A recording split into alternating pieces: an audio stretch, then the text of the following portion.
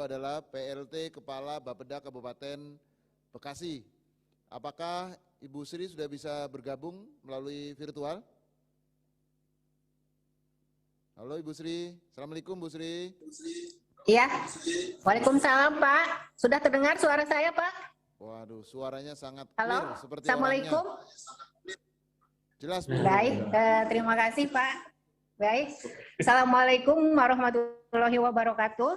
Selamat siang, salam sejahtera untuk kita semua.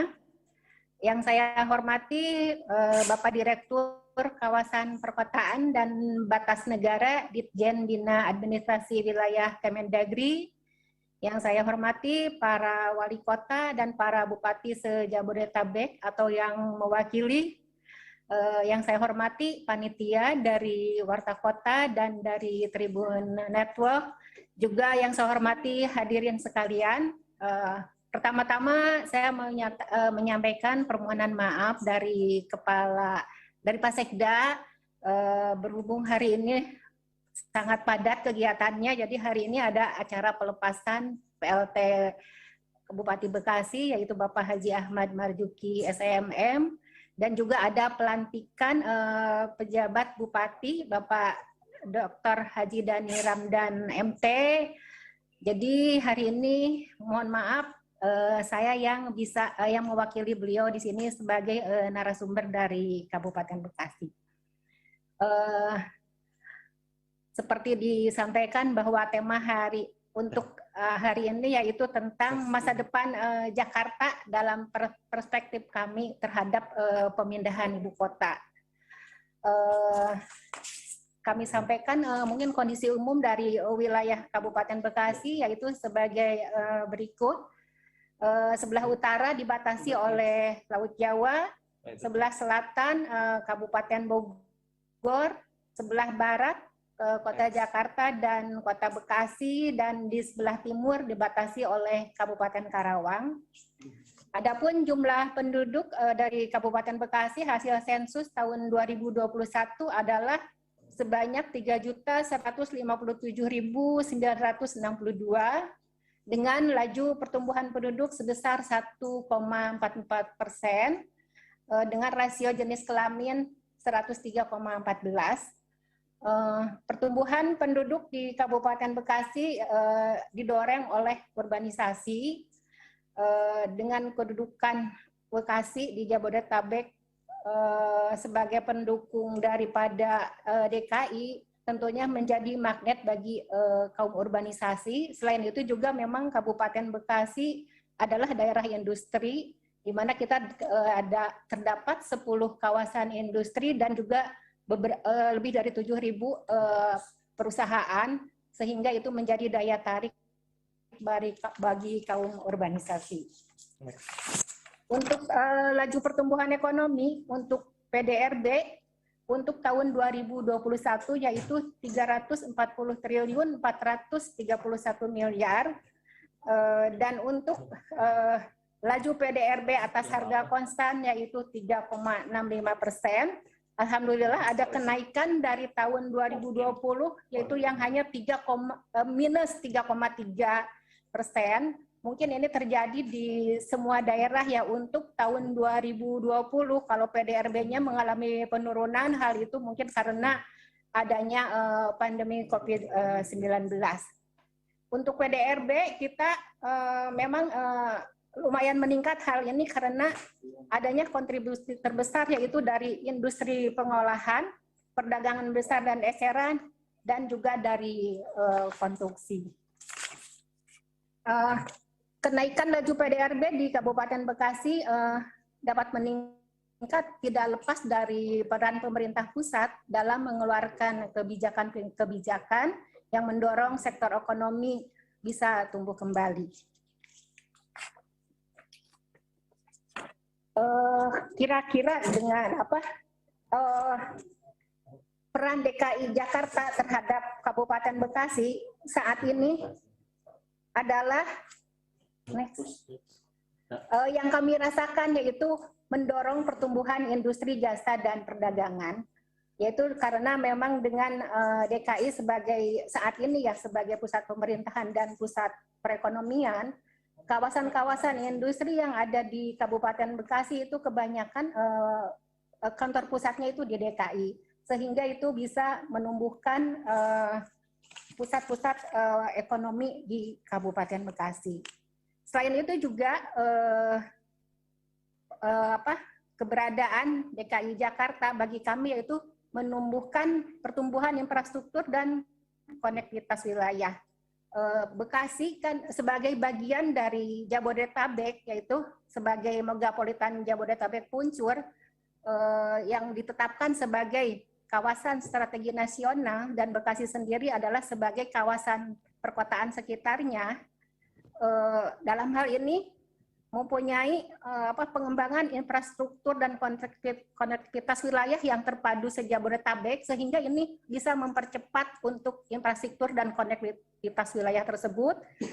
Saat ini sudah direncanakan yaitu dibangunnya terminal, stasiun kereta api, dry port, dan juga jalan tol, dan ini tentunya sangat membantu untuk pengembangan infrastruktur di wilayah kami. Namun ada hal lain juga, yaitu dengan keberadaan DKI Jakarta bagi kami, yaitu masalah urbanisasi. Jadi urbanisasi yang datang ke Kabupaten Bekasi, yaitu mereka yang mencari pekerjaan di Kabupaten Bekasi, atau mereka bekerjanya sebetulnya di ibu kota tapi bertempat tinggal di Bekasi. Hal ini mungkin karena kondisi tanah dan juga properti yang memang di daerah DKI yang sudah mahal, sehingga mereka menetap di Kabupaten Bekasi. Adapun mungkin untuk dampak pemindahan ibu kota kabupaten ibu kota ke ibu kota khusus Nusantara bagi kami, mungkin yang pertama itulah masalah koordinasi. Tapi mungkin untuk masalah koordinasi sekarang bukan hal yang sulit ya, dalam kondisi globalisasi dan digitalisasi, juga dengan adanya PP nomor 19 tahun 22, yaitu tentang dekonsentrasi dan tugas pembantuan. Jadi sekarang kita koordinasi dengan pusat itu dilakukan melalui provinsi atau gubernur, jadi bukan permasalahan lagi. Terus hal lain mungkin, tapi tadi sudah disampaikan ya, bahwa pemindahan ibu kota ke ibu kota Nusantara itu dari Jakarta itu hanya untuk ibu kota pemerintahannya, tidak untuk masalah ekonomi. Dalam asumsi kami, kalau memang pemindahan itu hanya untuk ibu kota pemerintahan, tapi ekonominya tetap, mungkin itu tidak terlalu berpengaruh dari perekonomian kami di Bekasi, karena mungkin industri-industri yang ada di kawasan industri di Kabupaten Bekasi, pusat perkantorannya masih tetap di DKI, dan itu mungkin tidak mempengaruhi dari pergerakan ekonomi kita. Karena itu mungkin kami berharap nanti mungkin dalam masalah tata ruang ya, semoga tata ruang di Jabodetabek Puncur ini tidak mengalami perubahan seiring dengan berpindahnya ibu kota ke ibu kota khusus Nusantara ini, karena mungkin nanti dengan keberadaan ibu kota khusus Nusantara ini kemungkinan akan terjadi perubahan-perubahan tata ruang di sekitarnya. Nah, mungkin jangan sampai terjadi ekspansi industri dari Bekasi ke wilayah timur, jadi wilayah khusus ibu kota Nusantara dan sekitarnya, sehingga itu bisa mengakibatkan mungkin berkurangnya penyerapan tenaga di kita, dan itu mungkin akan jadi dampak. Namun selama ini tidak terjadi, insya Allah pertumbuhan ekonomi kita akan berjalan dengan stabil. Namun apabila itu terjadi, ya kemungkinan pertumbuhan ekonomi kita bisa terganggu. Karena itu mungkin harapan dari kami juga rencana-rencana strategis yang sudah direncanakan khususnya untuk di daerah Jabodetabek Puncur, hal ini tidak terganggu dan tidak berubah. Jadi rencana-rencana terminal, rencana stasiun, jalan tol itu tetap berjalan, dan juga industri-industri kita tetap bisa berjalan dengan baik, sehingga perekonomian di kita tetap berjalan dengan baik. Mungkin itu saja yang bisa saya sampaikan. Terima kasih. Mohon maaf apabila ada hal-hal yang kurang berkenan. Wassalamualaikum warahmatullahi wabarakatuh. Waalaikumsalam warahmatullahi wabarakatuh. Bu, sebelum kita menginjak ke pembicara berikutnya, saya ingin bertanya sedikit, Bu. Dengan Jakarta yang nanti tidak lagi menjadi ibu kota, apakah 3 peran utama dalam kaitan ekonomi tadi, yaitu mendorong industri jasa dan perdagangan, mendorong infrastruktur dan juga urbanisasi, itu akan masih bisa dilaksanakan oleh Jakarta atau tidak kalau dalam pandangan Kabupaten Bekasi ini?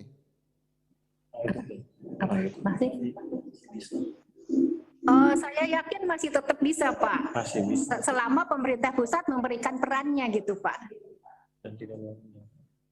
Oh gitu ya, jadi memang Iya Pak. kuncinya adalah peran dari pemerintah pusat pada ibu kota, kira-kira gitu ya, termasuk jaminan bahwa beberapa proyek yang belum sempat dilaksanakan agar tetap berjalan sesuai rencana, kira-kira gitu mungkin ya Bu ya. Iya betul Pak. Standar ya. Semua benda-benda gitu juga. Bisa memberikan jawaban juga nanti setelah narasumber lain berbicara. Baik, terima kasih Bu Cucu, kita beri aplaus untuk Bu Cucu.